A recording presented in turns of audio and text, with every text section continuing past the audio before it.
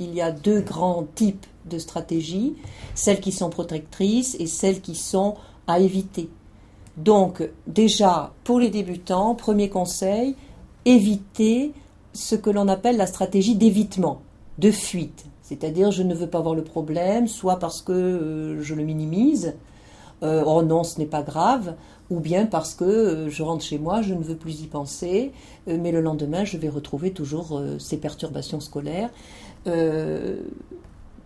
Ensuite, deuxième stratégie à éviter, la stratégie centrée sur les émotions.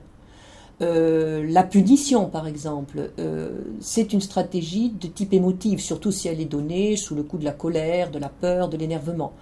Donc, ça peut arriver, bien évidemment, mais c'est très déconseillé de ne rester que sur ces types-là. C'est-à-dire, je ne réagis que sous le coup de l'émotion. Donc, après, sont à privilégier les stratégies de recherche de solutions, de résolution des problèmes, en lisant, à travers l'auto-formation, à travers les analyses de pratique, et bien sûr en allant chercher des conseils, en allant chercher du soutien.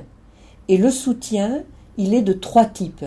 On peut aller chercher du soutien matériel et informatif. Demander à un collègue, dis-moi comment tu fais, montre-moi comment tu fais. Mais on peut aller aussi chercher un soutien de type émotionnel et d'estime. Et ça, il faut aussi savoir repérer les personnes dans l'entourage qui pourront donner aux débutants ce type de soutien. Parce que parfois, on peut sortir de sa classe et s'entendre dire « mais je ne comprends pas pourquoi tu n'y arrives pas, parce qu'avec moi, tout va bien ». Donc c'est savoir repérer stratégiquement, puisque là on est vraiment dans les stratégies, qui va pouvoir m'aider dans mon contexte professionnel.